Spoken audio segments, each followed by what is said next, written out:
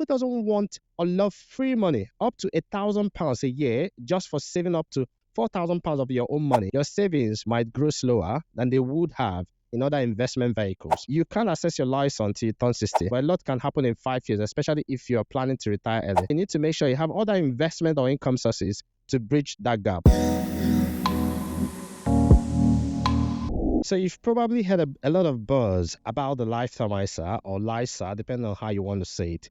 Your bank app keeps suggesting it. Every personal finance YouTuber raves about it. And that one friend won't stop talking about how amazing it is. It's often painted as the next best thing since sliced bread. After all, who doesn't want or love free money up to £1,000 a year just for saving up to £4,000 of your own money that you can use towards buying your first home or even saving for retirement? But is it really as perfect as it sounds? Before you jump in, there's some recent news you should know about. Nearly 100,000 people were hit with significant withdrawal penalties for unauthorized use of their lifetime ISA accounts. In just 1 year, these penalties reached over 75 million. Now, before you dive into the lifetime ISA, it's important to understand some crucial things. Understand the good and the bad of the lifetime ISA. In this video, I break down the not so talked about issues with the lifetime ISA and how they might affect you. If you're wondering who is this, or if you're new here, I'm Dr. Andy Egwim, former salaried NHS GP, founder of MONEYWISE.com, an investor and entrepreneur. MONEYWISE.com will help doctors and healthcare professionals make smarter financial choices and avoid costly mistakes. And we'll have a lot of non-medics using our materials as well. Now, let's start by refreshing our memory on how the lifetime ISA really works. Now, the lifetime ISA or LISA is a tax-efficient way to save and is available for people aged 18 to 39.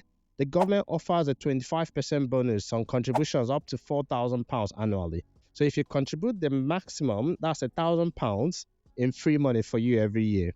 You can either use it to buy your first home or access it at the age of 60 for retirement. It sounds like a no-brainer, right? Well, let's look a bit closer before you decide to jump into the lifetime ISA. Number one, some issues to consider. The £450,000 house price cap problem. First, let's talk about the house price cap. You can only use your LISA for homes priced up to £450,000. Now, if you live in parts of the UK, some parts of the UK like in the north, that might sound reasonable. But in places like London or in the south where I live, £450,000 can be quite limiting. According to real estate site Zoopla, the average sold price for a property in London over the last 12 months is £694,000 or thereabout.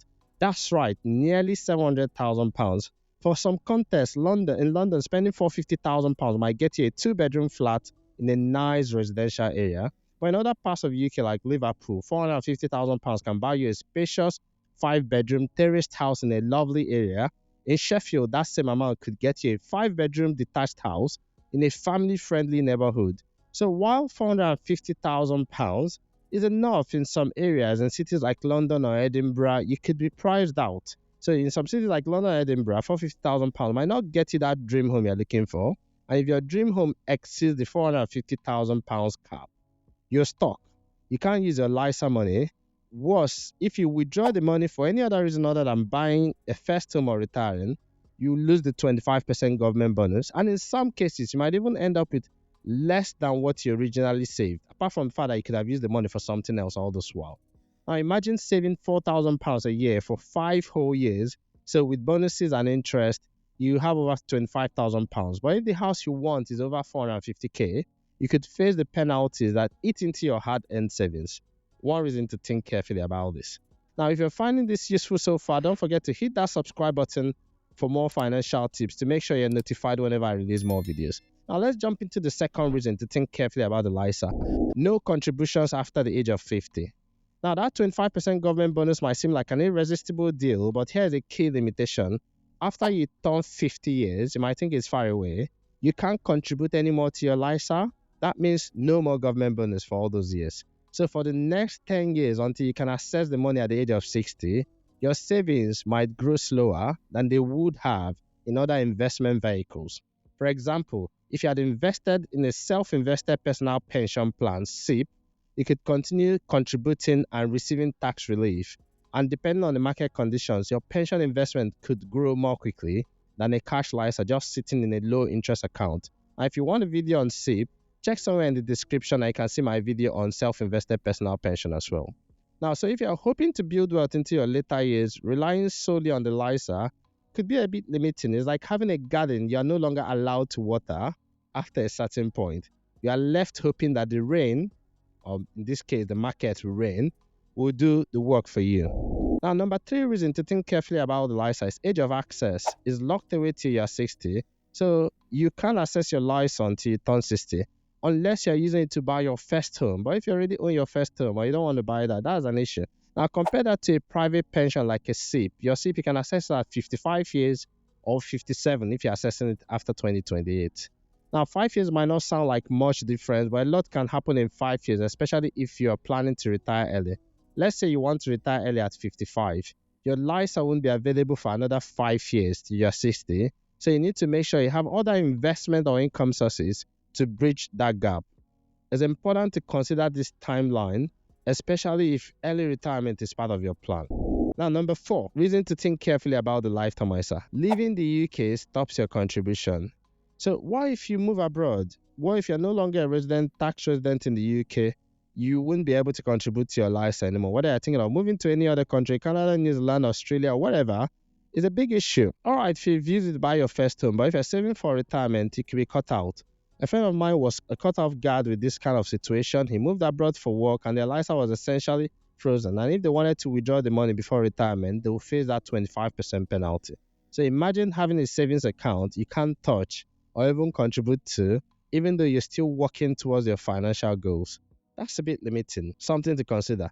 Number 5 reason to think carefully about the lifetime ISA. No new LISAs after the age of 40. So lastly, the lifetime ISA is only available for people aged between 18 to 39. After 40 years of age, you can't open a new LISA. If you didn't know about it earlier or you weren't financially ready to take advantage of it, you've missed the boat. Unlike pensions, like we say, lifetime ISA does not start at 40. But in pensions, you can even pay for 8 years that you've missed. You can pay even far back, 3 years backwards. But with the LISA, once the window closes, it's gone for good. Well, despite this downside or cons as it were, the lifetime ISA can still be a powerful tool, especially when combined with other strategies like pensions via your SIP and other investments like investing through your stock and shares ISA. If you've got an NHS pension, that's also part of your planning. Now, the key is understanding the pros and the cons so that you can make the right choice for your financial future. If you found this video helpful, don't forget to subscribe and hit the notification bell so that you never miss an update whenever we upload helpful videos like this. And before you go, check out my next video where I dive deeper into the world of ISAs, cash ISAs, lifetime ISAs, stock and shares ISAs, and how to maximize their benefit. Finally, if you want to get a simple weekly email from me to share useful financial tips, head over to moneywisedoctor.com/subscribe and you'll get my weekly email straight into your inbox on a weekly basis. All right, until next time, bye for now. Cheers. Bye-bye.